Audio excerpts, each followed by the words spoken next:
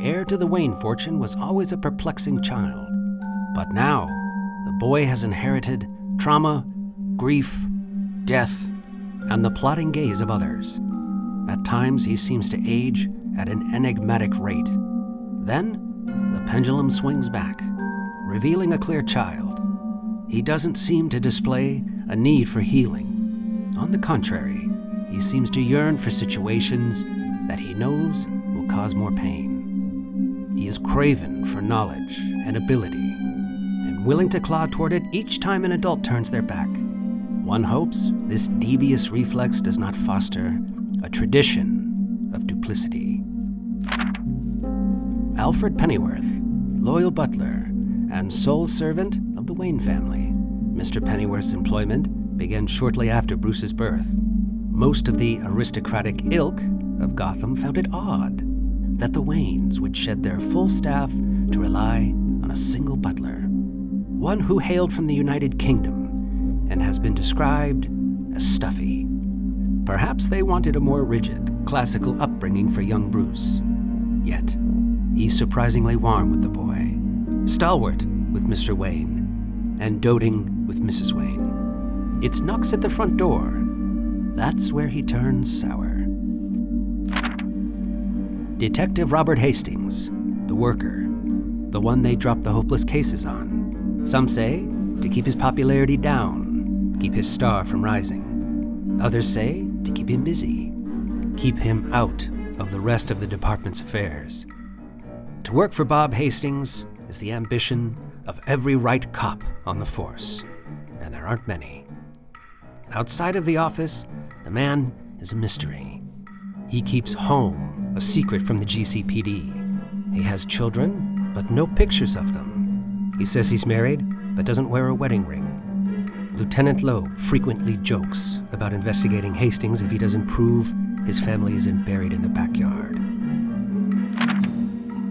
Officer Ingrid Rooks, the best forensic specialist at the department. Is she head of forensics? No, that's not how it works. And she doesn't seem to care. Less interested in hierarchy and lofty pay, and more interested in puzzles she can solve through microscopes and splatter patterns. Although not assigned to Detective Hastings, she can be found working his cases. The two share a similar work ethic and cold demeanor. Most of the department believe they create a bubble of staunch professionalism to scare away those who seek a work-life balance. Officer Peter Parma is a bona fide Gotham City conundrum. He believes he can save the city with an earnest heart and positive affirmations. His hope at dawn is dwarfed by his rage at dusk, because something emerges to ruin it without fail: the city's promise. He's not making jokes to lighten the day.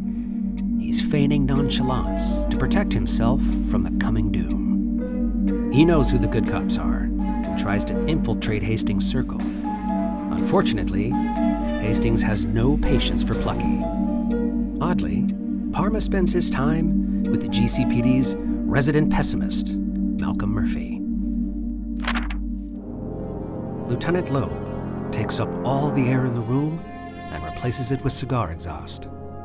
There's no smoking in the department, unless you have the highest arrest rate. The bulk of the arrests, though, are always low-hanging thugs dangling from a legitimate crime family tree. The wind could knock them loose. It would seem that Loeb and Hastings would come to blows, but Commissioner Sale values them both and keeps the peace by keeping them apart.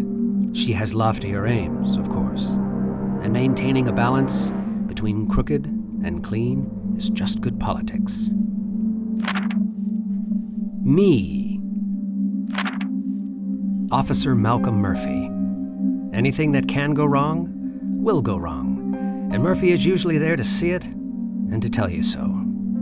Despite his demeanor of doom, Murphy does good police work. Sometimes.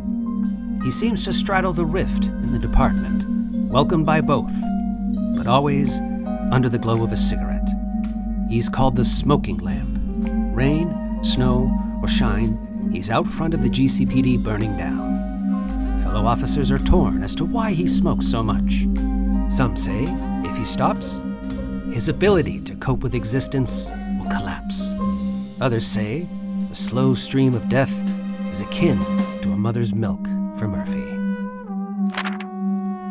Jerry has been sitting in cuffs a long time, usually waiting for processing. No one's in a rush because what he's in for, it isn't much. Jerry prefers petty crime. His father was a career criminal. Knocked over a jewelry store, got shot. His brother ran with Casa Nostra chickadees, got shot. Not for Jerry. Jerry prefers petty crime. He steals things like apples from the grocery store. And good at it, too. Not cheap apples either. Honeycrisp. Jerry once paid a $250 fine for stealing an apple when he had ingested $289 in apples that month. Petty crime pays. His father and brother? Fools. Calvin Cadence, Esquire. The soothing, monotone voice of Gotham's only classical music radio station. Classical 98.5, Gotham proper. Whether the station has any listeners is unclear. It receives funding from wealthy patrons who still don't tune in. They attend orchestra and opera, not 98.5. Despite his glacial delivery, Calvin must be irked. Almost nothing is known about Mr. Esquire.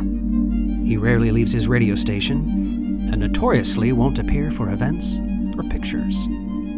He insists that the sound is what's important, not the image. Unfortunately, no one's listening.